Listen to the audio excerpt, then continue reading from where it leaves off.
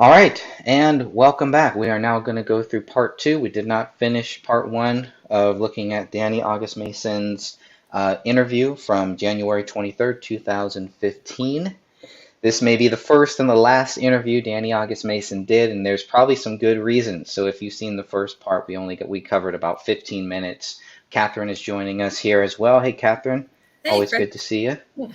And we'll spend as much time as we have here with the time that we have here. So here's what we're going to do. I'm going to do a screen share and we're just going to continue on. Catherine, if at any time you want me to pause or stop, I know I specifically, since you said you were going to come on, I specifically put it on this part to make sure I didn't get this wrong with the medical examiner. So I'll play what Danny August Mason says, and then we will go from there. So I'm transitioning. Hopefully everybody can see the wonderful Danny August Mason here. As long as you do on camera, then what I will do is I will maximize this.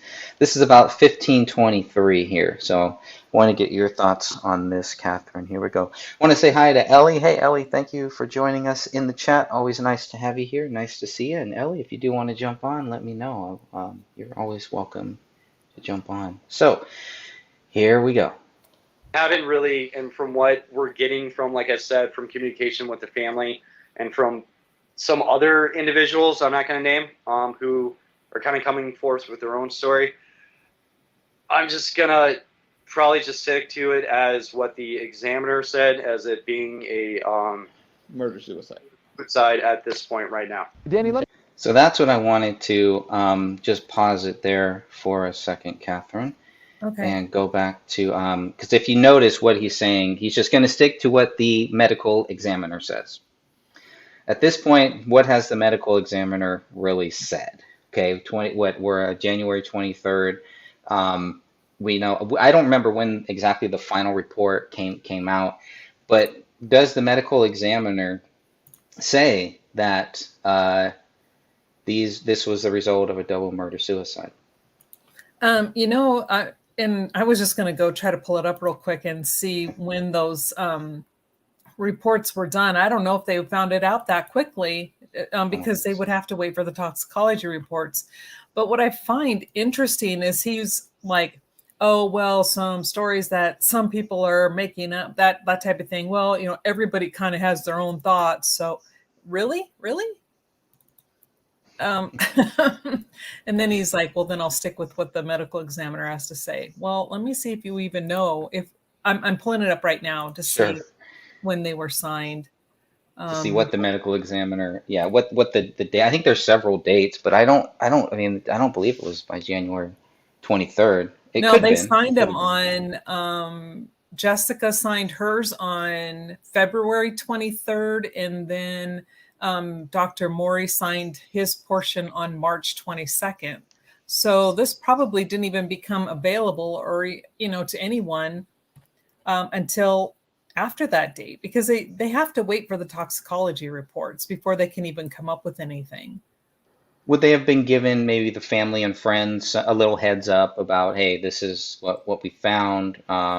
We think the medical examiner saying, I think this is a double murder suicide. I don't see anything where the medical examiner disputes it, but does the medical examiner ever come out and say this is a double murder suicide? Well, I think they put on David's, I think they did list it as suicide on his cause of death. Okay. I'm pretty sure that they listed it as suicide. Because they're saying that on David's autopsy, they're saying that he shot his wife and his daughter and then shot himself. And I'm like, how do you know that? You weren't there. And it's like, but whether or not, could the medical examiner have been saying something to the family? Yeah, but I don't think 5 days after the bodies were found. Yeah, it's pretty quick. Yeah. When all these guys are out there doing this, what we call this tour, this world tour, where they're going out and pretty much saying that David did this. We need to not question it. And you can even see Danny August Mason kind of hints towards some of that. I'm not going to listen to what other people are saying who have their own thoughts and their own views on it.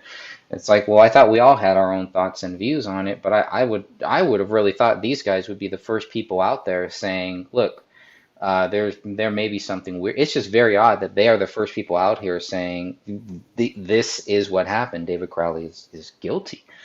That's what they're basically saying. Within 24 hours, within a couple days, they're out there not only saying it to other people, they're trying to convince everyone else of the same thing, and then getting pretty angry when people question them on it. And that is such a huge red flag. I mean, everyone jumped on the bandwagon without any proof whatsoever. And by that point, no one had read the autopsy report. Nobody really saw what the ME did or did not do. And the fact that the skull piece, the ME didn't even mention that skull piece. And it is clear as day there, we've been over this a bazillion times, that there are straight lines and you see imprint marks. She doesn't even talk about that. The only thing she says is that it articulates well with the remaining portion of his skull. But they don't even know that at this point. And then to, like you said, constantly push the narrative. Oh yeah, he did this, and they're saying this, and other people might have other ideas, but I'm going to stick with what they're saying when you've never even read the reports. And then, like you said, get angry, downright angry and violent at anybody who says, no, wait a second, we want to question this.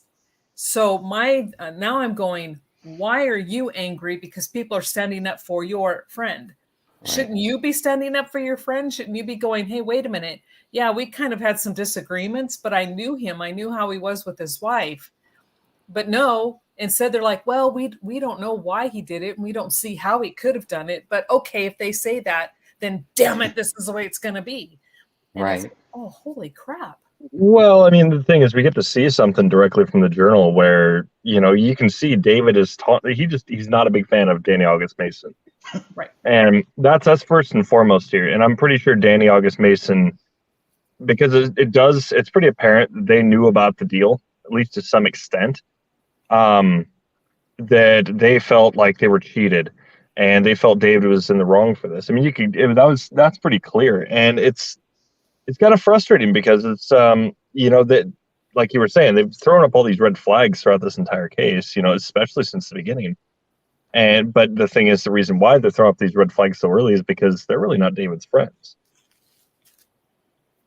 How dare you say that? Right. Let's see. I thought Judy was all of our friends too, right?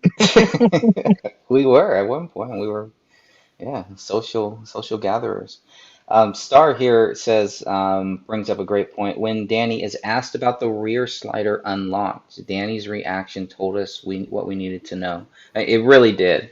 And this was I remember, I wish I knew who it was, but this person contacted me. It was like, you have to listen, you have to watch this. You have to watch this. It is very, very strange. And that's why it was kind of like, for years, I wanted to make sure people had access to this and not really give too much of my commentary and thoughts on it. Because when I watched it, I mean, especially at that point, and it would be great to have a body language expert or something actually watch this video in real time and maybe get some really good thoughts on it. Because when Danny August Mason mentions that or when the slider gets brought up, and I don't know if that was supposed to be brought up, to be honest with you. I don't know if Danny August Mason knew what the questions he was going to be asked or not. But yeah, you can clearly see he's a bit frustrated when that comment is brought up. Did you show the part about the slider? Was that last week's? Yeah, it's actually just a few minutes before. If you want me to go back, I don't know if you've seen it or not. I if you want me to go back, I haven't seen it in a while. Okay, I could try to go back, and we can go over that a little bit here. So let's see. It's probably still. Yes, it was. It was an oops moment. Whoops! I did it again. Brittany. It's Brittany Biage. Okay. Let's see. Let me go back. Yeah, it's like I could probably already find it here too. I forget if someone knows when it was. About it. We mentioned before that the initial reports here was that it was a murder-suicide. I have reports that some investigators may be calling this suspicious at this point. That's interesting that too. may just be, people hoping that it's suspicious. But I'm hearing that it may be suspicious, and I also have heard that there is reports of a sliding door that was left unlocked. I don't know how much you can say about the investigation. I know you're following it. That's the face right there. He's like, oh, That's the crap. face right there. This is what they did not want. This was so awesome when we first got, really when Dan first created the Justice for David Crowley and Family Facebook group. One of the very first posts, I think, was somebody posted the actual 911, not 911, but this is the police talking back and forth, and this is when the rear slider is actually mentioned. One of the only mentions of it, that rear slider, and so that became one of the biggest talking points, especially for people that were like, maybe there is something weird going on here. That rear slider was one of the main things, and you can clearly see why. But well, yeah, because if it comes out right away, like this soon, that the rear slider was opened and unlocked, right away, that should tell people that there's a possibility that there was someone else involved. right, Yeah, is who leaves their back door unlocked or and open like that, especially in the winter? Doesn't make any sense. Right. let's hear what his answer is about the rear slider. Closely. What can you tell us about that?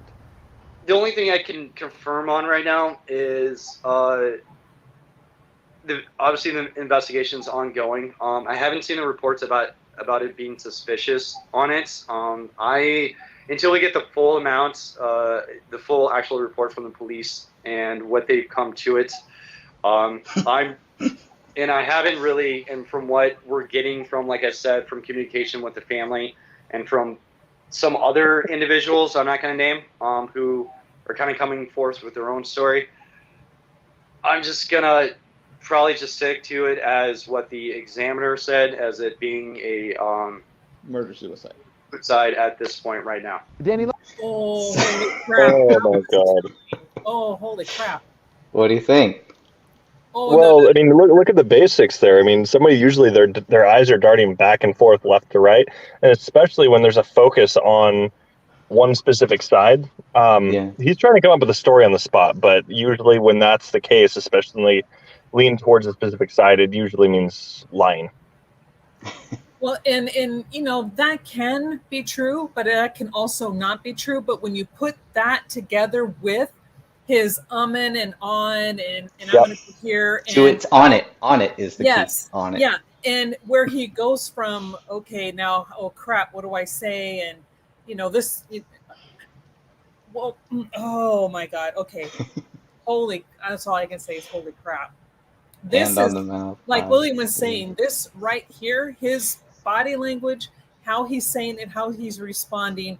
There are red flags everywhere. So Everywhere, yeah. why did the police then not question him?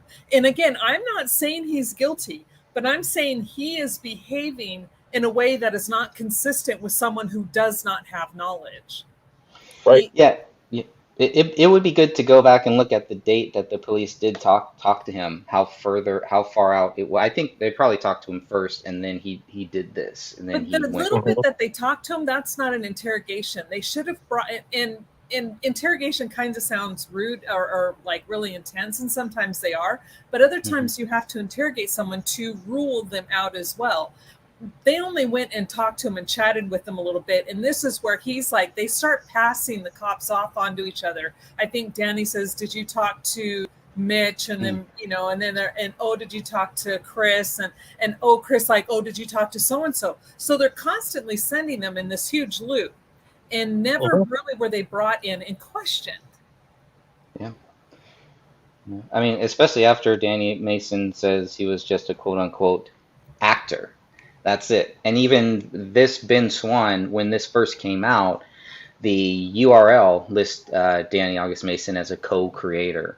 Right. That's in the actual URL, which is taken down now. You can't find this anywhere else, maybe. So I don't know, but it's pretty interesting. I don't know what happened with Ben Swann. His whole website, I don't know. I haven't really looked too much into that, but it's pretty interesting. So. Well, what's more is you can always you can take a look at this guy on YouTube at Enigma. That's all he really does is body language. There was another one that used to be on YouTube as well, but she's not up anymore. But she was really good too.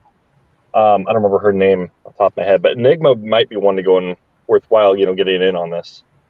Interesting. Yeah. How do we do that? Maybe you can help us send it over them.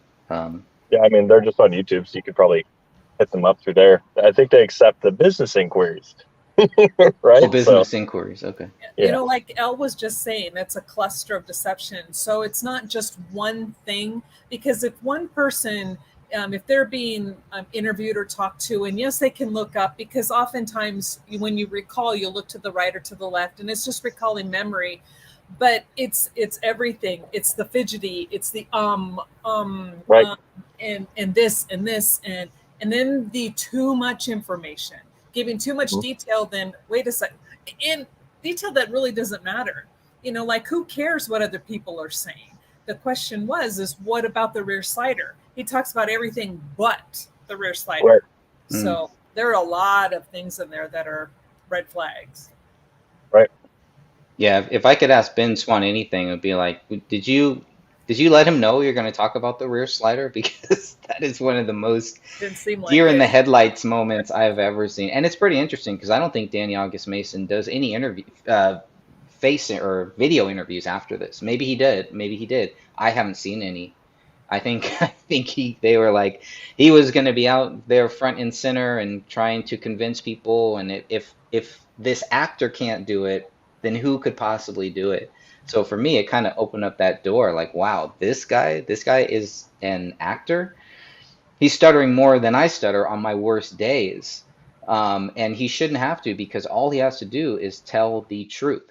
Now, it's Mhm. understandable that there are things that he can't talk about or anything like that. Then don't even do this. Don't be out there.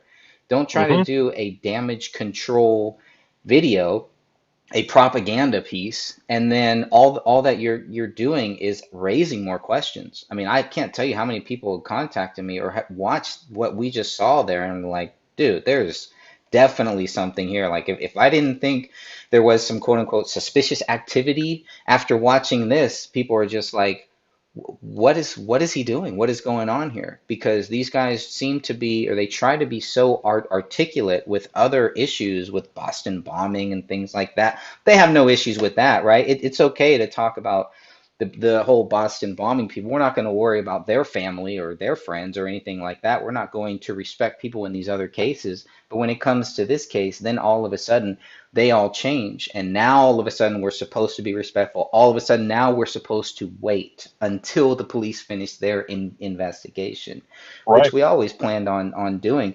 But these are not guys that waited for these investigations to be finished. These were guys that were telling us all that what they do is they go out there and pretty much see the other side of it. That's what the Gray State was. That's what the Gray State trailer, that's what a lot of things they were working on. That's what it was all doing. It was showing us the other side.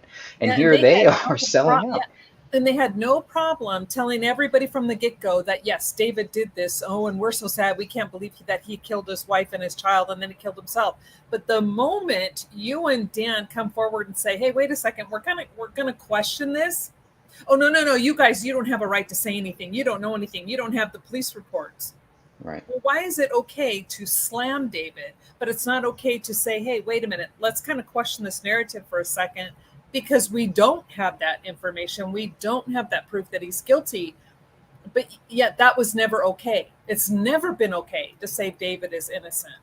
But the moment you Right. say that he's a murderer, everybody on that side is your best friend. Right. Absolutely. Well, I just saw a comment go by with I think it was Star says something about he should have been on a lie detector. Personally, I'm not a big fan of lie detectors. Those things can be fooled. People can look like they're lying when they're not actually lying. I mean, they're not even really, from what I understood, they're not even admissible in court. They're not something that's going to be. That's something that can be heavily scrutinized real quick. So. Oh, I knew somebody who had to have consistently have to go in for a lie detector test, and they fooled Okay. it every single time by putting a rock in their shoe. Because if you do that, what it does is it makes your nerves react a certain way. And I'm not quite sure how it exactly works, but they knew with the test lie question, or a test truth question, that they would do that, so then it would register. They fooled it every time, lied to the police, and fooled it every time. Right. Yeah. Fooled the test, but maybe not the people who were conducting the Oh test. they believed it too because they're reading the test. They're Right. reading how the thing. So they fooled everybody. They lied their butts off the entire time, was doing exactly what they weren't supposed to be doing, but because they were able to put that little thing in their shoe, and again, I'm not sure exactly how it works, but they put a rock in their shoe, and yeah, they lied and got through and passed it, even though they were 100%. breaking their probation the entire time. Sure. But it's still possible to pass it and still you can still as an investigator who's just watching it or rewatching it later, you can use that. You can use it to even trip people up later on too. But there's some value to it, I would think. But I don't know. I'm with. I don't know. I don't know. I've never taken one myself, but I that's pretty much what I growing up. What I heard is all the different ways to beat them, to fake it. There are lots of ways to beat them, and Yeah. there are people out there who are so good at lying that Yeah. you just don't know. You have to Yeah. really catch them on something else and go, "Wow, okay." Yeah, but after watching what we just saw with Danny August Yes, Mason, he's not good. He's not. I don't know how I good he agree would with be. like Elle, Maybe. Dan is a liar. I'm sure of it. And I agree with you, Ellie. Well, the one thing, like with those types of people, that they can lie that well. They can literally trick their body into basically acting in specific ways, so it's able to go right past the lie detector. They're able to go and keep certain kind of tone, facial expression. They're able to basically fool them, almost like fooling their body into believing the lie, but knowing full well it's a lie. You can always do simple things like, if they're not really sure of something, but that if they knew as much as they did, you can always throw some stuff out there. And this could be things that are just totally like, for the most part, they would have been in the know for somebody. And if they're answering like, they know, they're like, oh, this didn't happen, this isn't what happened here, you can start catching them on there. Like, well, if you were there, then here you go. Well, that means you're lying right here. So Yeah, you can kind of trick them. Right. And I agree. Someone just said that and like Greg, you were saying too, Danny is just not that good of an actor. I don't think he could have passed it. However, William is so right. I know someone else who they were taking a lie detector test to get a government job. And I won't tell you what kind of government job.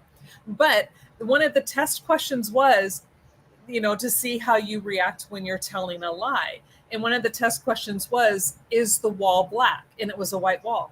And they're like, yeah. And they're like, they totally passed it. They're looking at a white wall going, yeah, the wall's black. And they're just like, oh, crap. So they just stopped it. They're like, we can't use a lie detector test on you. So it just depends on who you are. But I agree. Danny probably would have failed it miserably. Right. Well, he is a terrible actor, and that's what terrible actors do. How dare you?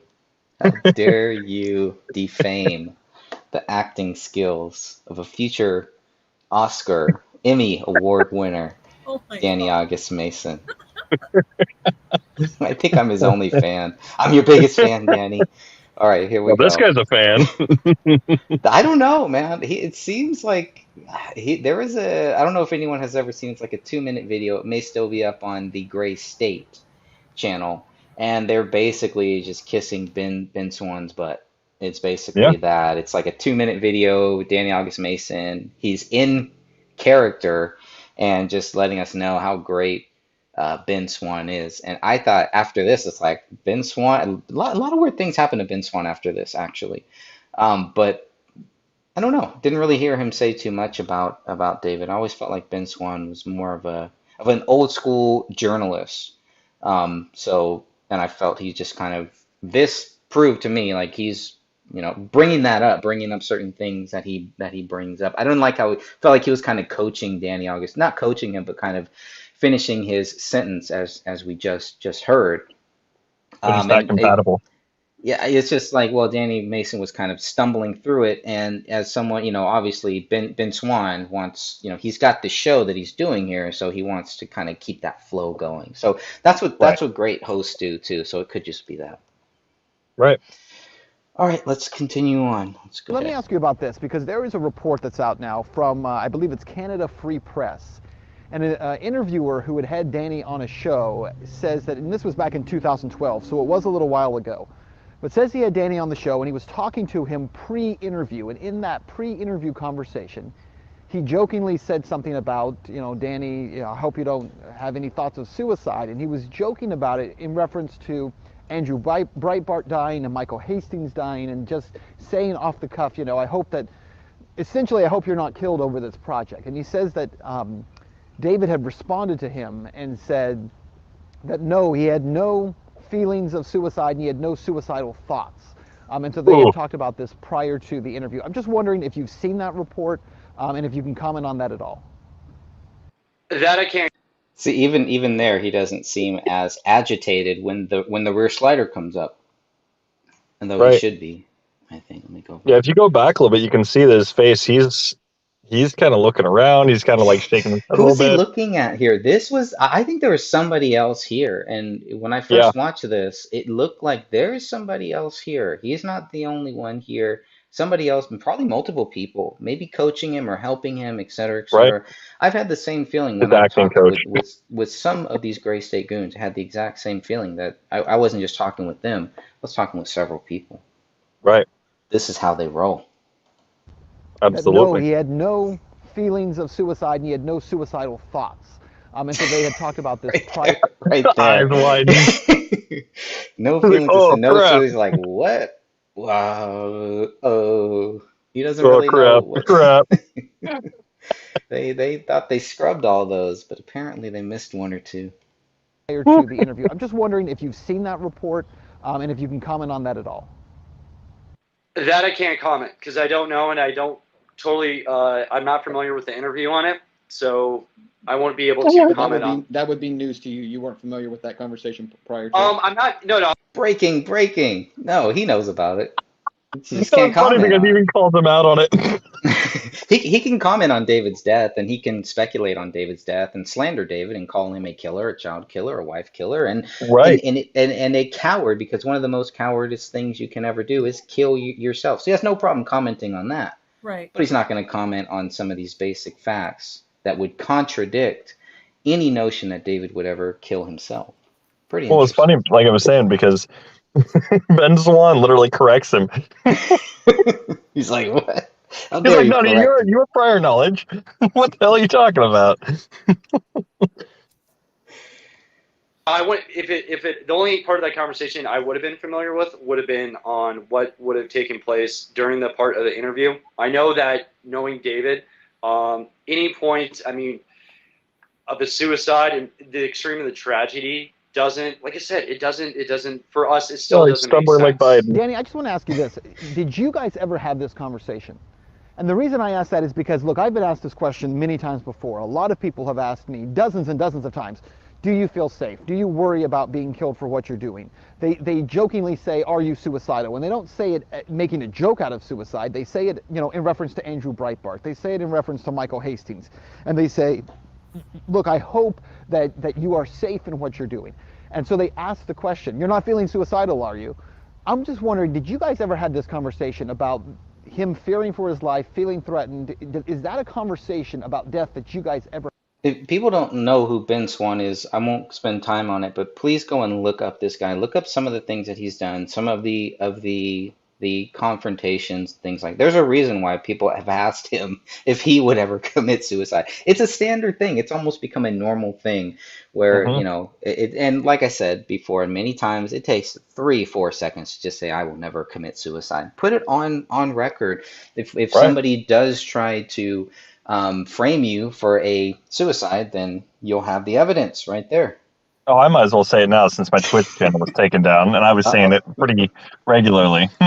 Yeah, I'm not suicidal, nor am I homicidal, nor is my family homicidal or suicidal. So if anything happens, I mean, you know what to do. Look It's into that it. same thing. Yeah, how Yeah, about that? look into it. Well, and the thing that gets me is we know that David went on Alex Jones's show and stated he was not suicidal. And Right. Was Danny with him during that interview? I can't remember. Yeah, he was. So then he does know. He knows exactly that David stated that. So why would he kill Ben Swann?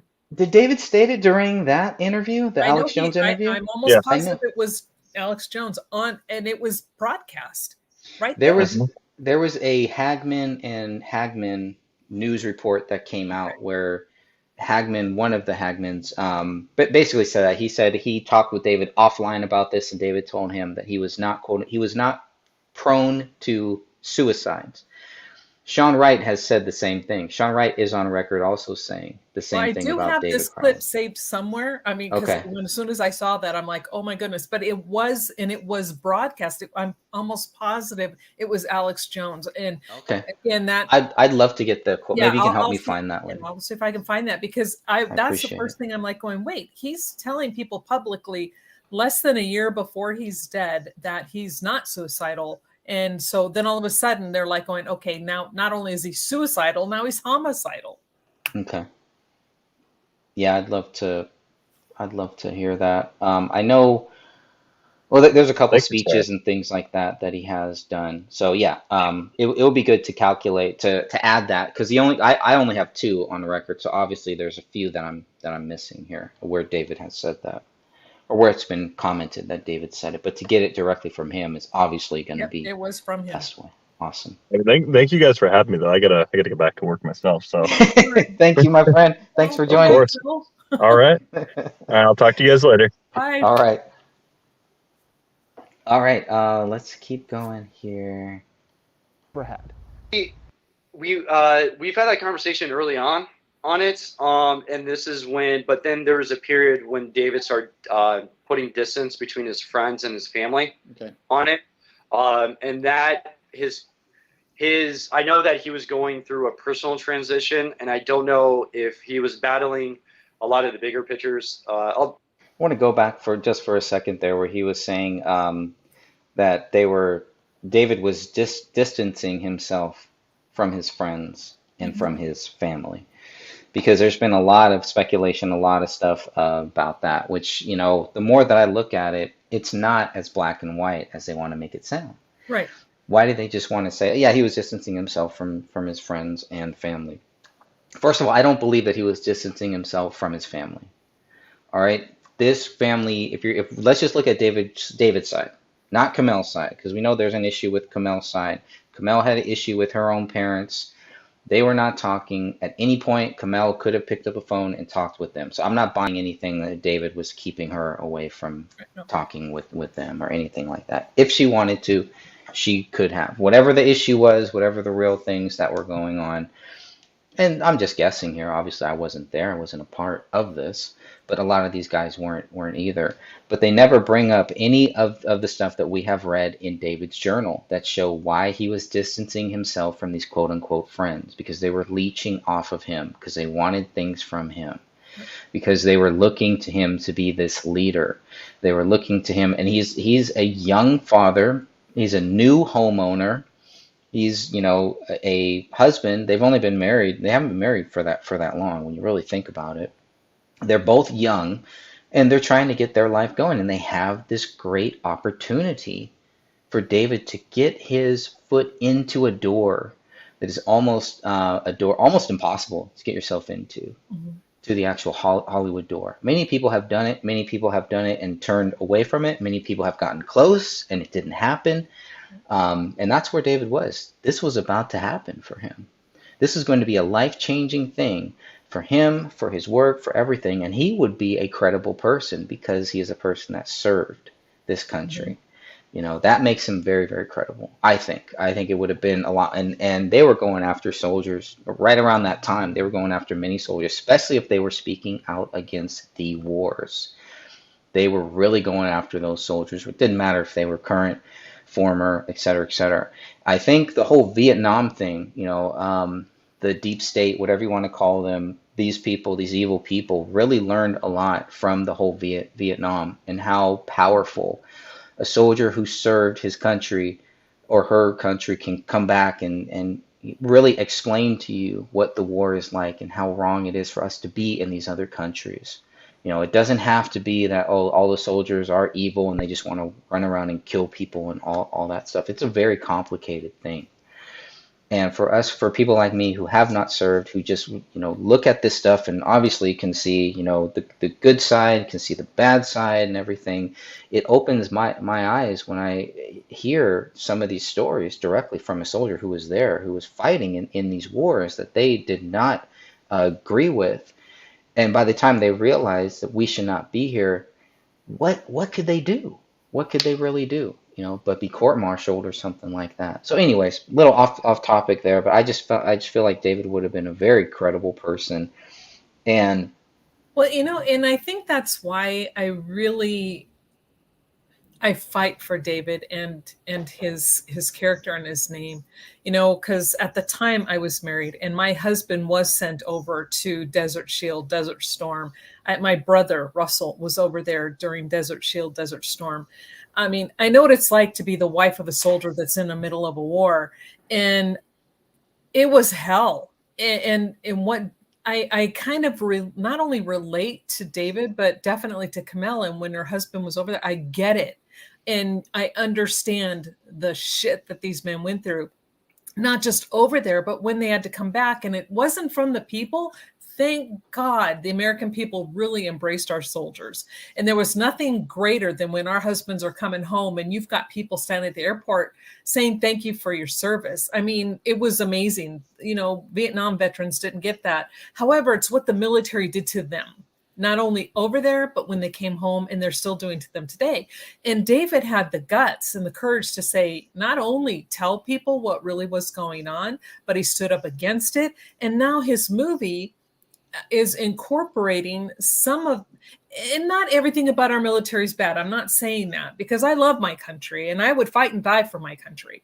But we're not perfect. We have some really screwed people that do things. But David was a real soldier.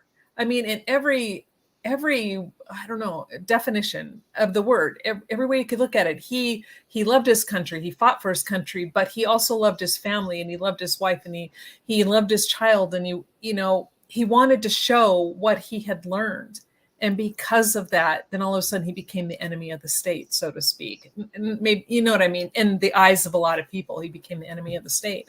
And it took courage for him to do that. And to see people like Danny August Mason and Sean Wright and Mason Hendricks and, Chris Peck, all these other people, all of them, I can't name all of them, but, to take him and take his name, and then without thought and without even a shred of remorse, call him what they've called him, is disgusting.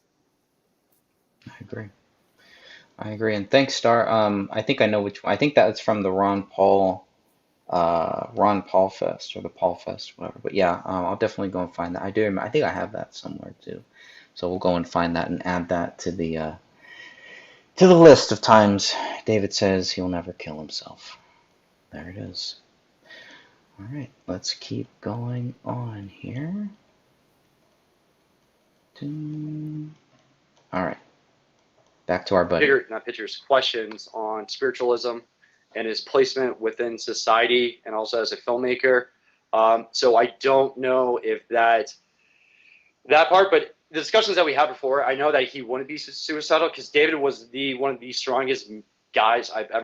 There it is right there. I'm going to go back a few seconds there. It's very important. Listen to what he's saying here. That part, but the discussions that we had before, I know that he wouldn't be suicidal.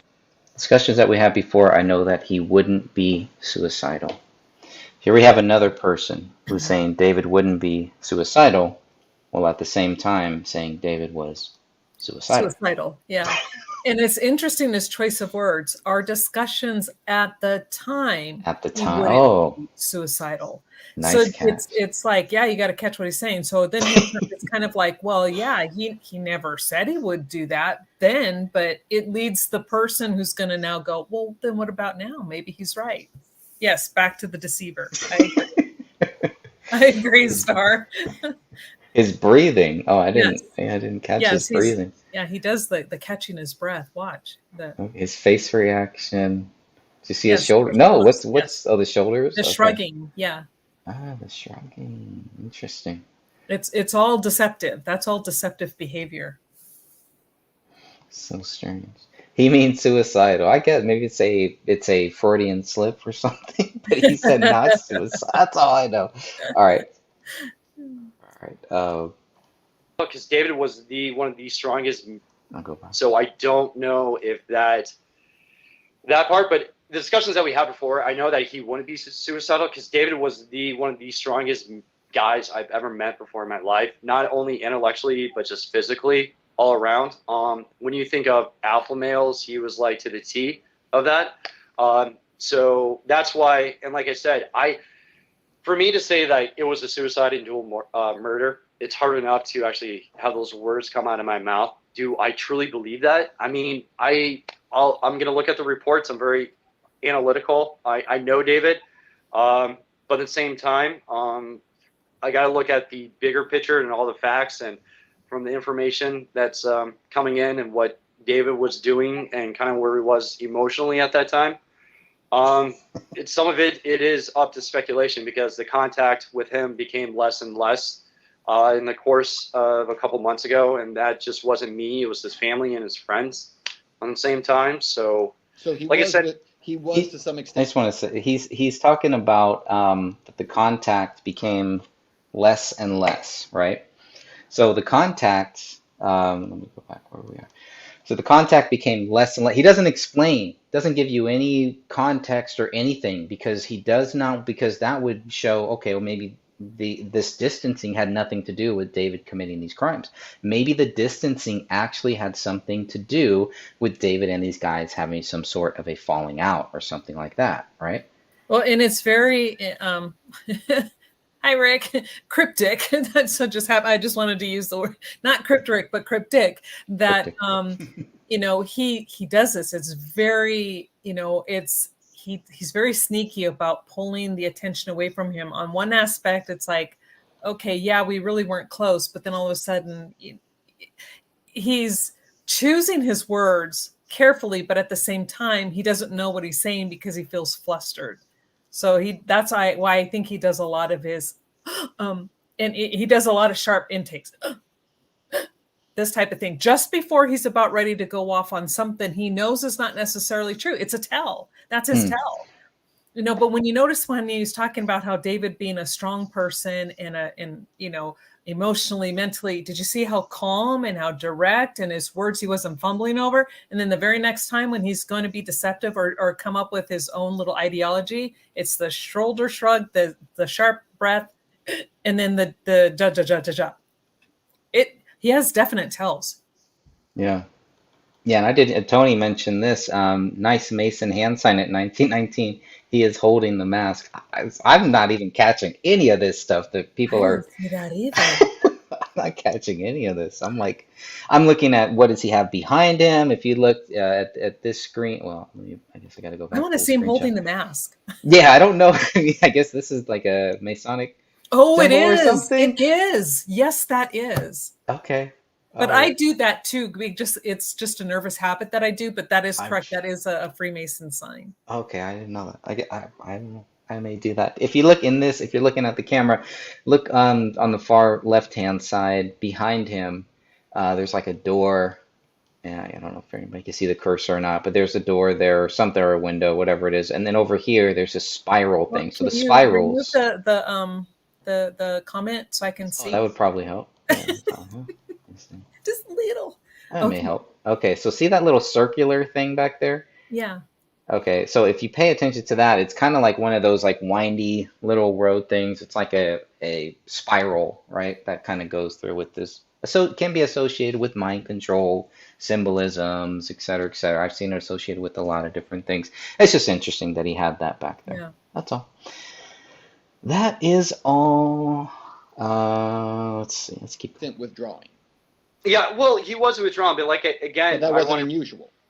No, it wasn't unusual because I want to reinstate that he was coming up with a couple of new directions for what he wanted to pursue with Free States. Go back just a little bit. It is up to speculation because the contact with him became less and less in the course of a couple months ago, and that just wasn't me. It was his family and his friends on the same time. So like I said, he says a couple months ago.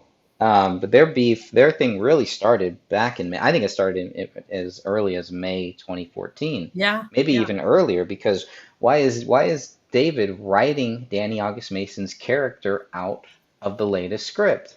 The May 2014 script does not have Danny August Mason's character in it. Nope. Why? And Why? plus, the uneasiness at the birthday party had nothing to do, and they tried to make it about David and Komel, had nothing to do with the two of them, and had everything to do with David and them. It was the interactions between them. Right, right. And it's interesting how he makes it, it's not, oh, he wasn't just distancing himself from us. It was from the family too. Yeah, see, that's what So, that's what I was talking about, that right, cryptic. He's throwing stuff in there, like, to take it off. Okay, so if he just says, oh, well, he was distancing himself from me, then all of a sudden the eyes would then go whoom, onto him. But so right, he throws in other deflectors. right. Good point. Was to some extent withdrawing. Yeah, well, he was withdrawn, but like again, But that wasn't unusual. No, it wasn't unusual because See, again, it wasn't unusual for him to withdraw, yet he withdraws. It's unusual. All this stuff is supposed to lead us. It's really for weak-minded people. They're really just trying to attract the weak-minded people who really don't understand anything about this case, who just want to believe that this was another case of a soldier who went crazy and killed his family, and he happened to be on the other side. He happened to be a libertarian, a Ron Paul guy, which was one of the worst things you could be at that time for many Right. of these people, because you had people on the left or blue people, then you had the right and the red and everything. So all of the Obama people wouldn't like David. All of the Republicans who did not like Ron Paul because they felt like he was stealing votes from them, they wouldn't like David. This guy is found himself right in the middle, and he didn't care. He didn't care about that. So it's pretty interesting. And I thought a lot of these guys were right there too. I thought they were all kind of Ron Paul guys too, and I don't know. I mean, or libertarians and everything, but this is not the behavior of libertarian. It's not the behavior of freedom lovers. It's not the behavior of people that love this country. It's not the behavior of people that understand in this country, in the greatest country ever, you are innocent until proven guilty. Their behavior does not match any of that stuff, even 7 years later. And it's more shameful now because they have more access to all of those documents, to everything that we know about David Crowley, and they still want to act like David Crowley is guilty. It's very shameful. I want to reinstate that he was coming up with a couple of new directions for what he wanted to proceed with Gray State.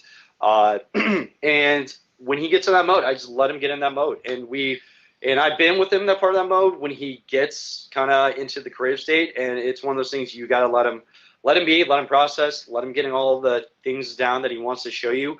So he's able to actually explain it to you fully without you asking questions. And then him becoming frustrated on it because, like I said, his mind works like 1,000 miles an hour and everything. So, and also with that, it's just that with the news and everything, and I can see how getting that news out and people relating that I'm not suicidal, and with a lot of people who are within the world of conspiracy and saying that he was, outed by the government. I don't think he actually was outed by the government on this because of, like I said, the relationship and you being an outsider and us being close family. But I know that we're working thoroughly on investigating it, and we know that we have a long road ahead of us. That's too much. Do you That's see him too much. tripping over his words left and right? I mean, this is one of his tells. He's lying out his butt. Yeah, it's talking point after talking point, jumping over talking points on top of Yes. other talking points. But I just want to go back there for a few. There's a few things said there. That news out and people relating that I'm not suicidal, and with He's almost saying he's almost discrediting the news that there is evidence that David says he's not suicidal. Yeah. a lot of people who are within the world of conspiracy and Within the world of conspiracy, which is what this guy has based his whole thing on. This is what all these people who have been leeching off of David have based their whole existence on. Yeah. Is the conspiracy. And then all of a sudden, they're like these higher, I don't know. This is too much for me. That's too much. saying that he was, outed by the government. I don't Outed, and that's the other thing. That was the main thing. They had to create two sides. We Yep. have the Democrats, we have the Republicans, and that's it. Nothing else matters. This is kind of the same thing. We have either David did it or the government did. That's it. Those are the only choices you guys are given. I don't think he actually was outed by the government on this because of, like I said, the relationship, and you being an outsider and us being close family. Because of the relation. What is he talking about there? I don't understand that. Because of the relationship. He wasn't outed by the government. Well, he then is, I think, going to try to go on and explain what he means because, and then he's saying, well, because of course Ben's an outsider, but he of course is family. Well, he's not family. David didn't want anything to do with him. It's not family. Didn't he just say like a minute ago David was distancing himself from Yes, yeah. All of a sudden he's yeah, we would know because we're family. Okay. Oh. No, you don't. Makes sense. But I know that we're working thoroughly on like investigating. That's a key word right there. They're working thoroughly on investigating. They're citizen investigators, just like Dan and myself and everyone else. Well, and you're talking about his body language. Look at his face right now. That is a face that he's trying to convey sincerity. Believe him when he says that they're going to be looking into this, and it's all crap. Interesting. Yeah. All right. Let's see what else. What else does my buddy have to say here? It, and we know that we have a long road ahead of us. The thorough investigation thing is so interesting because that is exactly what the police will say, that they did a thorough investigation. It's also what Kenneth Maines says when Dan Hinnon hired Kenneth Maines to as a private investigator. We should have just paid Steven Sanzeri the money. We could have got much more out of a real PI. Yeah, you know what? And this is something that I don't think gets stated enough about Kenneth Maines. Yeah. Oh my God! That man he should not even have a license. He admits especially when it came back, the report came back, and Dan was like, and he's like, okay, I read the reports, and I think according to the reports that he did it, and then we're like, well, yeah, if you only read the reports and read what they say, why would you think otherwise? So we're like, we had questions, and then Dan presented with those questions. Well, what about this? Did this and this and this add up? Oh, I didn't look at that. Oh, I didn't even know that was there. Oh, there are photos? Oh, wait a minute. No, I didn't read that. Oh, I guess I'll go back and read it again. He never went back and read it, never once answered any of the questions, and admitted he didn't read and look at the photos and then compare notes. He just read some reports and said, oh, well, yeah, the reports are correct. No, they wrote the reports. Yeah, that they did. But the report, the guy was an absolute nincompoop boob. Well, he also watched Eric Nelson's film. Give him some credit for that. And that didn't raise questions? And again, this tells me that he didn't do any research at all, even on that, because I found that article where they said, we were leading it. We had a directive, and we wanted to make sure that people followed what we wanted. And when they did, we were happy with it. So it was not about presenting a case with facts. They had a narrative, led toward that narrative, and when people followed that narrative, they considered it a success. That's not investigation, and that's not a documentary. That's a smear campaign. And the fact that Kenneth Maines, the numbnut, couldn't figure that out, and the fact, again, I don't like him. And it's not because he said, David, if he had said, okay, I looked at this photo and I compared this and I read, and here's why this makes sense, I could have respected that. And I think we all would have said, oh, okay, cool. Maybe we were wrong. We'll go. But to not do any investigation at all, to read one report, which took him forever to do because he wasn't reading it and wanted to come up with a conclusion anyway. He just stole money is all he did. He stole money from Dan and walked away, patting himself on the back. And then you've got those who are like saying David's guilty going, oh yeah, see, even he said it. This guy, he has no credibility whatsoever. None. Right. Because when we asked him certain questions about certain pieces of evidence, he's like, oh, they did that? Oh, that was in there? Don't tell me you investigated anything if you don't know a blatant piece of evidence. Sorry. I guess I don't like him. I guess not. No, I kind of gleaned that a little bit, but yeah, Not sorry. just a little bit there. All right, let's continue on. Let's And continue. it's going to take a lot for us to fully digest the actual claim of a. To fully digest, it's gonna take a lot to digest. Well, they ate this sucker hook, line, and sinker. They opened up their mouth and just digested all of this shit. And what came out of their ass? The same shit. It's the Exactly. same old, same old. Murder-suicide at that point. Murder suicide at that point. At that point. At that point. From day one. It's just baffling to me how they can question so many other things. Not gonna question this. Shameful. And really shows their true colors. These people don't care about truth. They don't care about what is really happening here. It's all about them. So, yeah, until I get all the facts in, and I know that his family feels the same way, and I know. They said that, and so we waited. We watched this interview and waited for the facts. The facts came out, and what did they do with the facts? They completely ignored them. Why would you do that if you care about the facts? His close friends feel the same way. Like everybody else, it still doesn't sit right because we don't want to believe it in it, and but we just don't want people to do anything stupid on it and use it for a justification for some other tragedy. Danny, as we Which is what they did.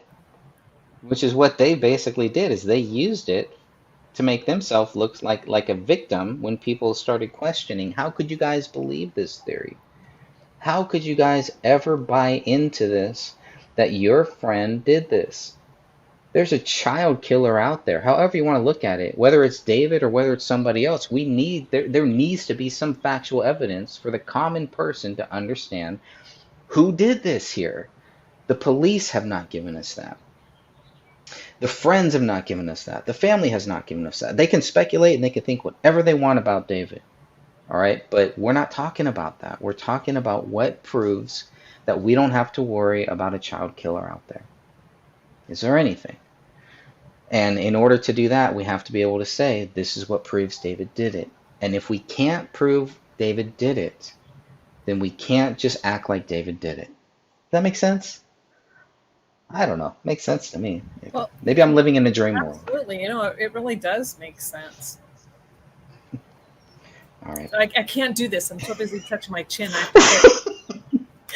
I'm just going to keep my hand on my chin from now on and go from there. We wrap up here, and I thank you so much for your time and for this conversation today. There are a lot of fans of Gray State, of the project, certainly of David and what he was doing, fans of yours, people who have stood with you all and supported this project for a long time. And I know the question is going to be raised, and so I would be remiss if I did not ask you, where does the project stand? What can you speak to as far as that goes? What do people need to know about where it goes from here? Because this project obviously bigger than just you or even just David. It is a project and a labor for a lot of folks. Just wondering what you can tell us as far as the future of Gray State. For all the fans who've been supporting us, we couldn't have done it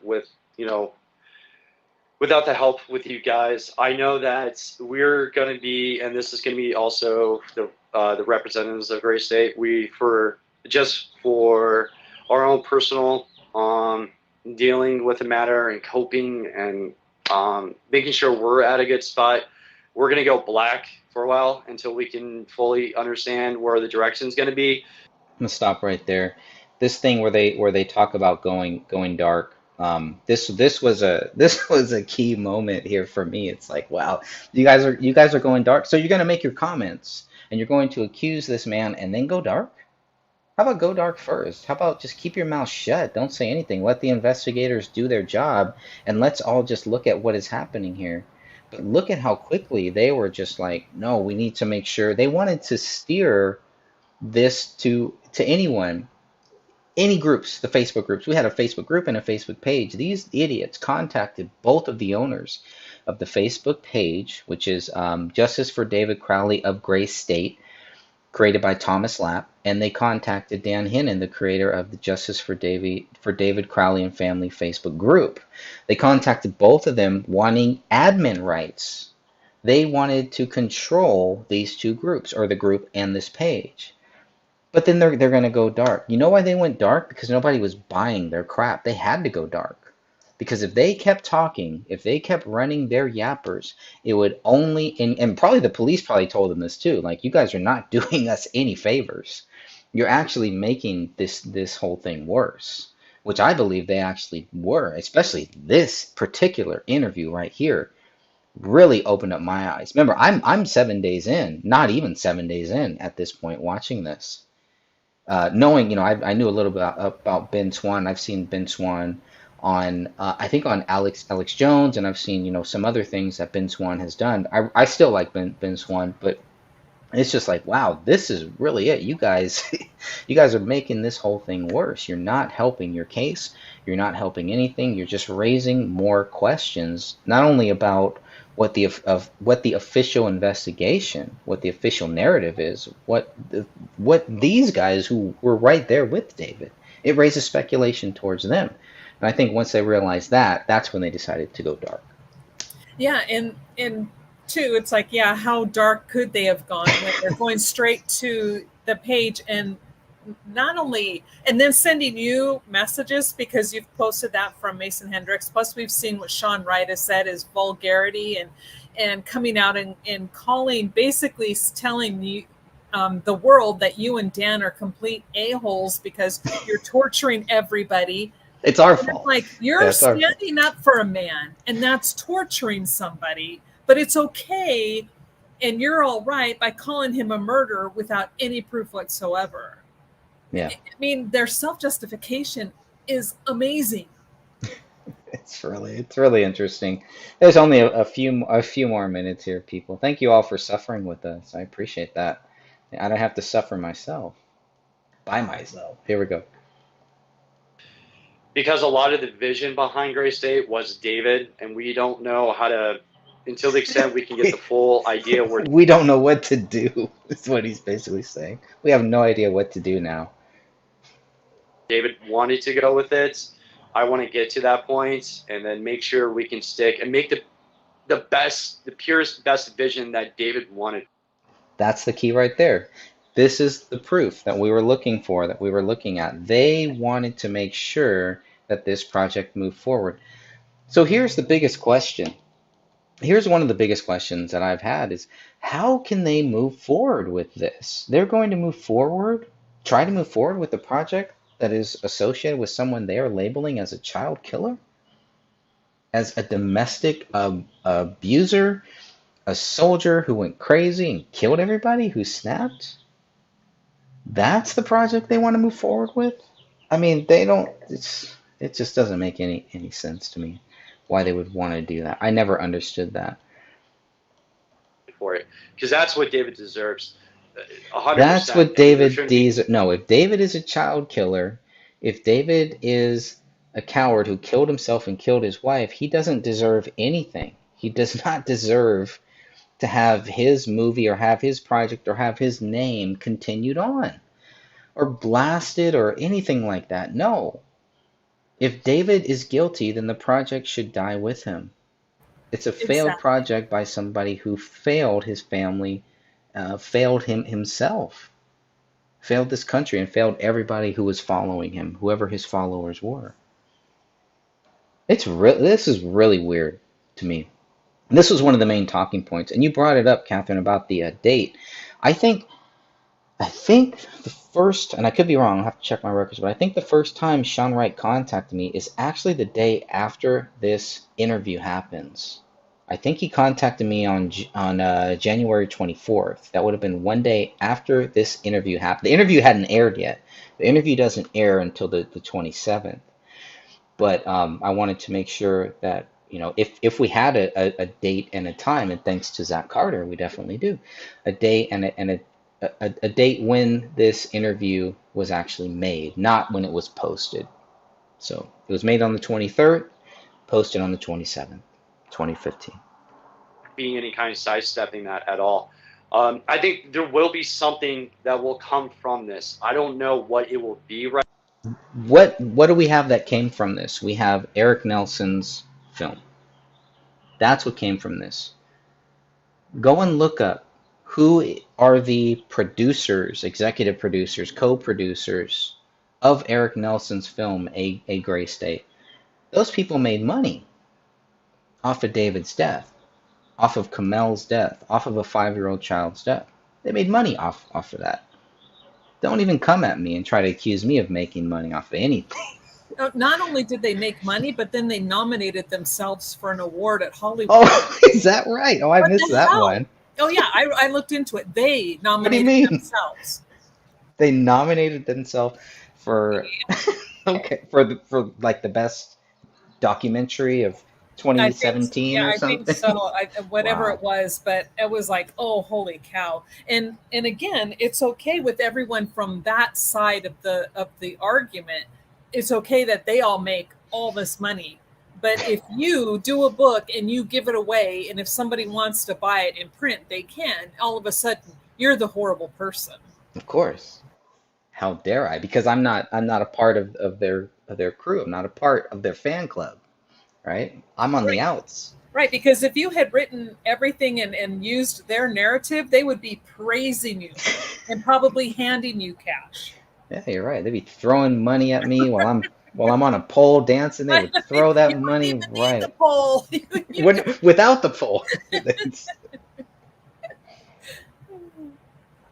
That's too funny.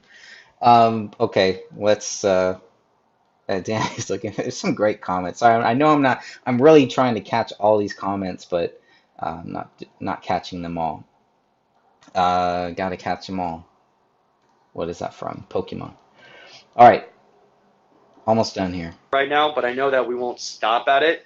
I know that it will take. We won't stop at it. We won't. Yeah, and it only takes him what, a couple months, and then he's trying to continue it. If you watch or if you listen to the interview Dan Hinnon did with Michael Boggio, which is the president of the Michael Entertainment Group, the guys that David was working with when we talk about the $25 million budget, when we talk about this deal, this Hollywood deal that David had up until he died. The only reason that the Hollywood deal ended was because David died. When we talk about that, we're talking about Mike Boggio. And if you watch that, if you just listen to it, you can hear where Mike Boggio talks about that even after David died, people were still trying to pitch him the Gray State Project. They were still trying to pitch it to him as this is something that we can do. They were showing him different reels, and we can get into that with Joe Biggs and some other interesting things related to Danny August Mason. But they were trying to move forward with this. And I'm just like, are you guys that brain dead? Do you That guys is not? appalling. It just doesn't make sense. Doesn't make sense. Doesn't make any sense to me. Now, I was on a phone call with Mason Hendricks at the time when I learned about this, and I showed him. I sent Mason Hendricks a couple screenshots of what Danny August Mason was doing, and according to what he said, he had no idea. He was actually pretty upset with it. Pretty upset with it, to the point where he said if Danny August Mason continues down this road, that Mason Hendricks would deliver Danny August Mason's head to me on a platter. Obviously, I don't think he physically meant he's going to cut Danny August Mason's head off and then send it to me. No. But there is something there. It's like, well, what do you have on Danny August Mason that could actually figuratively put Danny August Mason's on a head where I would use it and do something with it? What do you have on Danny August Mason? What does he have on you? Because Danny August Mason pretty much contacted me saying something very similar. So there's a lot of infighting. There was a lot of infighting that was going on and everything, and I'm not exactly sure what was happening during this time. And that would have been, yeah, around 2016, 2017, right around the time when Eric Nelson's film came out. It was a pretty crazy time there. But so there were some weird things that were going on where the right hand didn't know what the left hand was doing.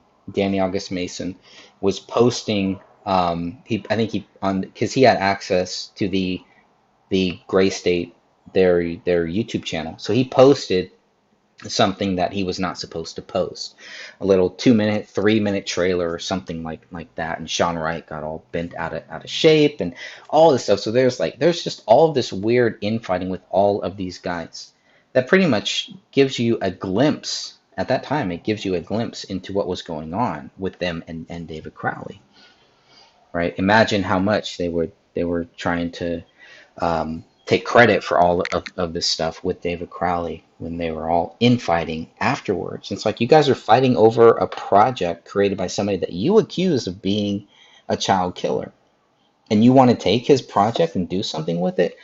I just never understood that. I know I've said that too many times. The Gray State will take a new shape and form, but we won't. The Gray State will take a new shape and form, and that's exactly what they do.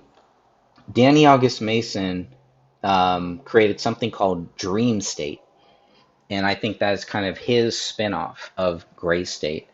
And he tried to lay some claims to David Crowley's work and everything, and that didn't really work out well for him either.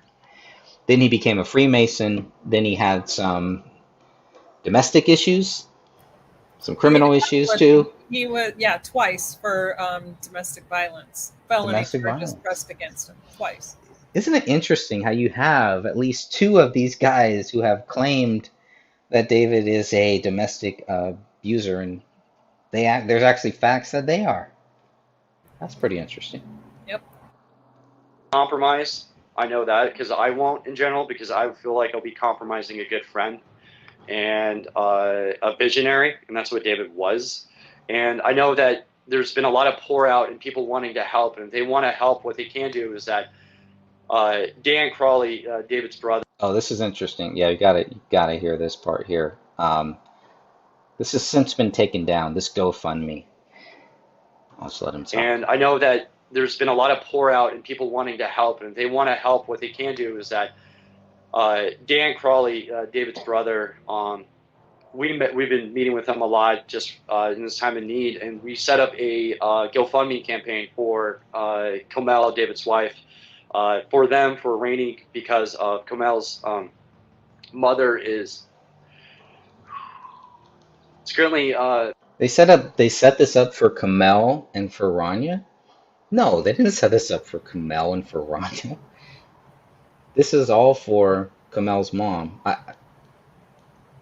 Wow. I'll keep going. For Raniya, because of Komel's mother is currently on her deathbed, and she's dying from cancer, and they don't have any life insurance, and they're in Waco, Texas, and their bills are over somewhere of $5 million right now, and we know that this is crazy. That is such a lie. There's so many. It's just talking points. And she wasn't even on her deathbed. She didn't, unfortunately she did pass away, but that was this last year or two. Back then she was not on her deathbed. Right. Oh. Right. At this point, but that's what they were being. So who was telling them this? And the other thing is, well, he always says we. It's we, right? It's this whole group of people. Yeah, we know he's who the cast character is. Right. We were in contact with David's brother, right? With Danny Crowley. And they're creating the whole thing, or Dan Crowley, with the most suspicious thing, the most weird thing that Dan Crowley Jr. ever did was create a GoFundMe page for Komel's mom. I don't know if he ever met Komel's mom. Did he know Komel's mom at all? Danny August Mason just said, and we helped. We created this page. Well, yeah, why would they? What does Komel's mom have to do with any of this? And then try to use David and Komel. I mean, her mom, they had insurance. They could deal with it. Like every other American in the world, we have to deal with our medical bills. And wow, I'm sorry. This is going to piss me off. I'm going to shut up. Medical bill, $5 million is a lot for medical bills. Where does that number come from? And second of all, why does Komel's family ask Dan Crowley to take this GoFundMe page down? Yeah, Why weren't was they this even upset when they created? found out about it? Weren't they like, wait a second, don't do this. Why are you doing this? They Yeah. never even talked to them about it. It was like almost an insult to the family. Yeah, yeah. I mean, come on. They don't. Do you really think that they needed that much of $5 million? Yeah, no, they didn't. $5 million, really? And it wasn't in the name of them, it was in their name. Yeah, It was this in all went in. This yeah, all went Dan to Dan Jr.'s Crowley name. Jr. Right. It's just weird. It's just like, yeah, this is why you guys need to go dark. You shouldn't have done any of this. You're not helping the investigation. You're doing a pretty good job at, raising many eyebrows, but you're not doing a very good job at just letting the police do what they do and figure out what happened here. Yep. It's really odd, really odd. But this GoFundMe thing, I think, is one of the most. It doesn't matter how many times I learn about this, or listen to this, or hear people talk about this back then. It's so frustrating. Let's go back. Because Komel's mother is currently on her deathbed, and she's dying from cancer, and they don't have any life insurance, and they're in Waco, Texas, and their bills are over somewheres of $5 million right now. And we know that we probably won't hit that mark with what we have, but to make something good come from this, we would like people, if they can, and I think you should have the link with you, Ben. And if you could put it up there on your site, that'd be great. Whatever they can do to kind of funnel that and just keep, the Crowleys in their thoughts, the Komel's family in their thoughts too.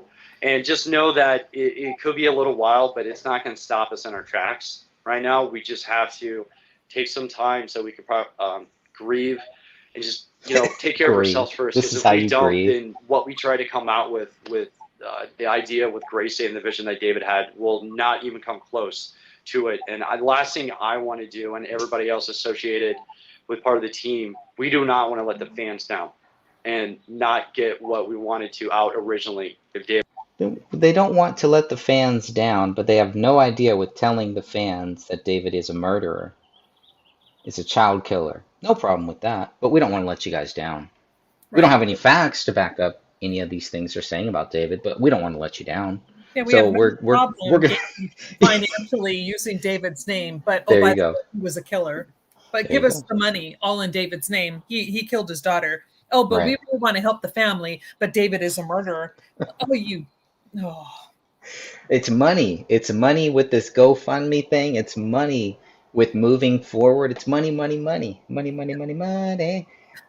Where is the truth? Where is the truth? Where is, you know what? Forget the money, guys. We're going to find out what really happened here. If David did this, then he's a piece of crap, and we're going to show you guys why. And if he didn't do this, then we're going to find out what really happened here. That's where these guys should be. That's where they should have been. What happened?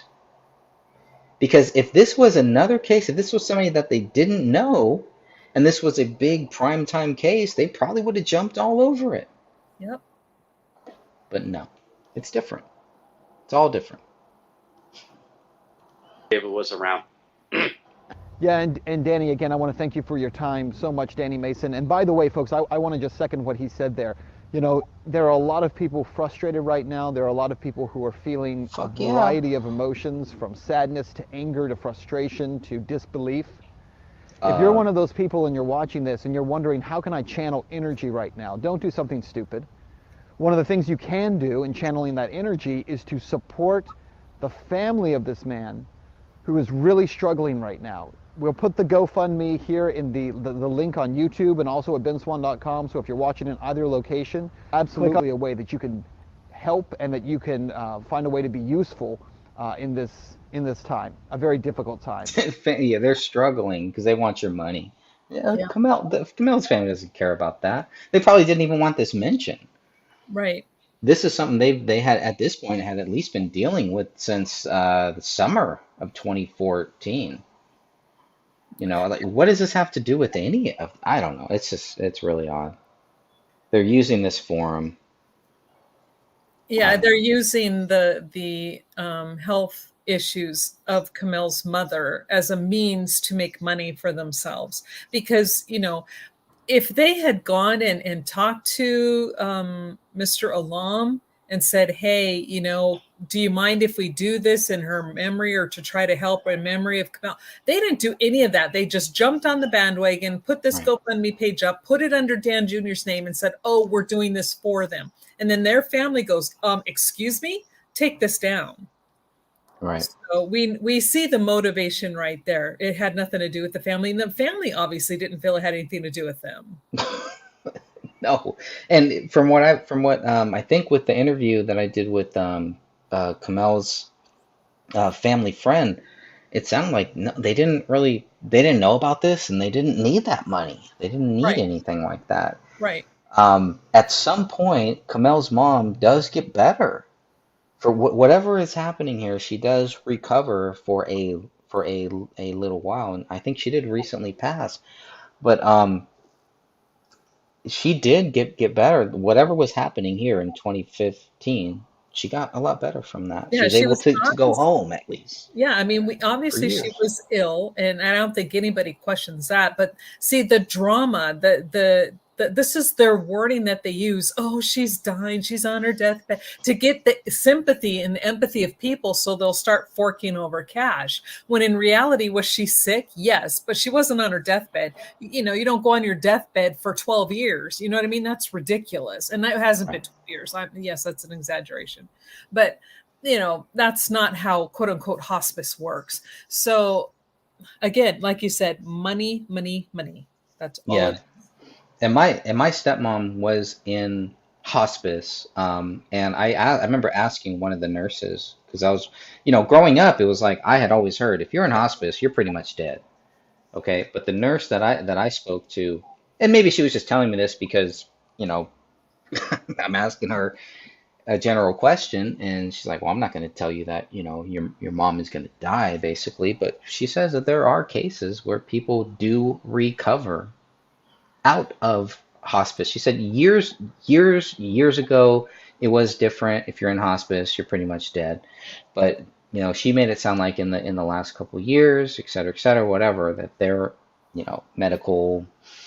Well, nowadays, I think they kind of use hospice as, if there's really no room for them in the hospital and they need, kind of treatments and somebody just kind of watch over them and they can't get anybody to do in-home care, then they may put them in the hospice facility. But Mhm. they don't go around telling you, okay, they're on their deathbed, we're putting them in hospice, and then, a month later they're going home. That's not how it works. And back then, especially, that wasn't how it worked. Yeah. Yeah. And I don't know how long she was in hospice for, but it sounded like, she had no idea what was going on during this time. And I think a lot of that, especially after the other interview, people need, I wish we had the audio, but it wasn't a recorded interview. But Dan Hinnon did speak to Komel's dad. And from what Dan Hinnon has said based on his notes from that talk, which Komel's family has never said that there was anything wrong or that what Dan Hinnon said publicly was wrong. So they've never denied that this conversation happened. They've never said that anything that Dan has said wasn't true.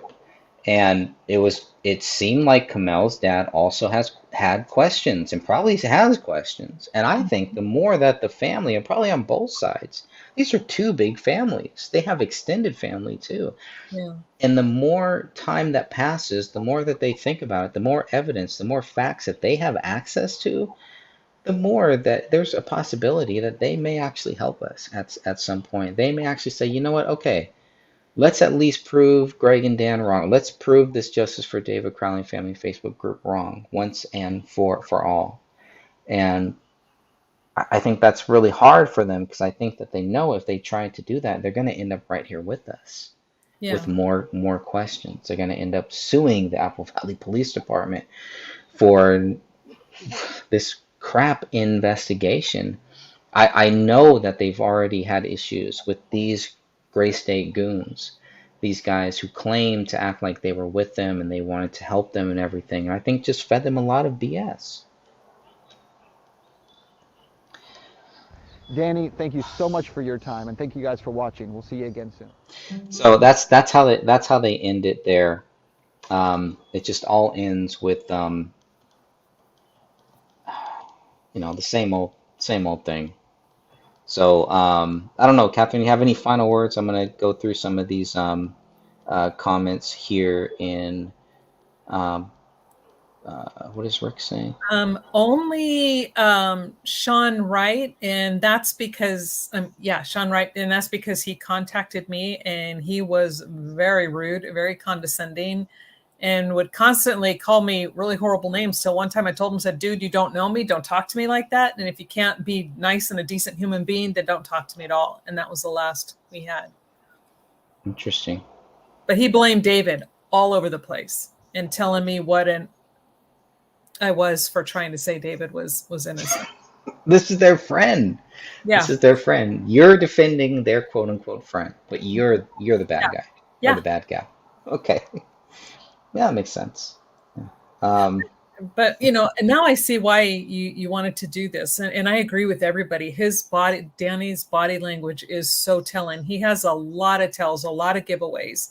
There's very few instances where he was speaking truth in this interview, and why this wasn't a red flag to everybody. I mean, the police, to BCA, to even Ben Swann. Hello. You can see that this guy is not being truthful and honest.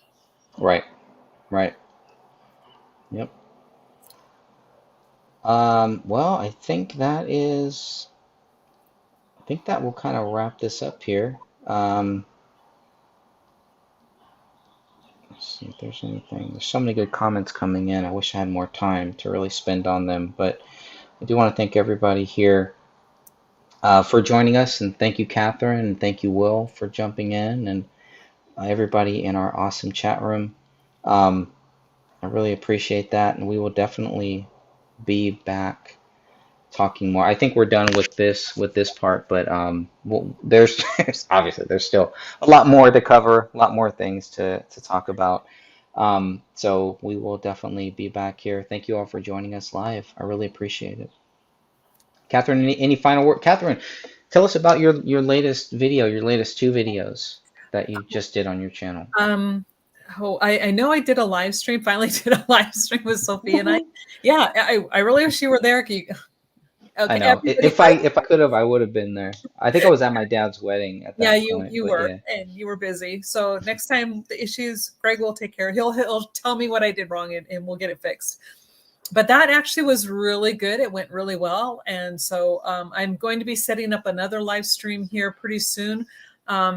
There's another person who's interested in the case and has been following it, Christy Strickland, who wants to join in. And so I'm going to have her on. Awesome. But then Sophie and I just finished doing the blood analysis part 2, where we went through the last of the items that were tested. And we go through and we show you every piece of they're like 90% of the evidence excludes David.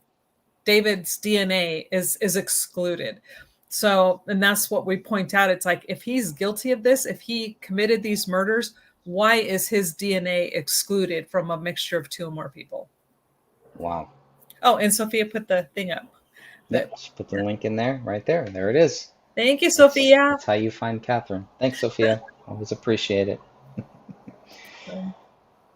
All right. Well, I will go ahead and shut this one down. And God bless you all again. Thank you all very much for taking the time out to just watch this. Whatever your thoughts are, the whole interview with Danny August Mason and Ben Swann is out there. I'm sure it's everywhere else. You can find it on my channel too. You find it on the same channel here too, in case you just want to watch it without our commentary. You can definitely do that. I was so shocked. A couple days ago, I went looking for it and I could not find it. And I was like, whoa, this is crazy. I can't find it anywhere. Wow. And I was like, oh, guess where I found it? On my on my channel.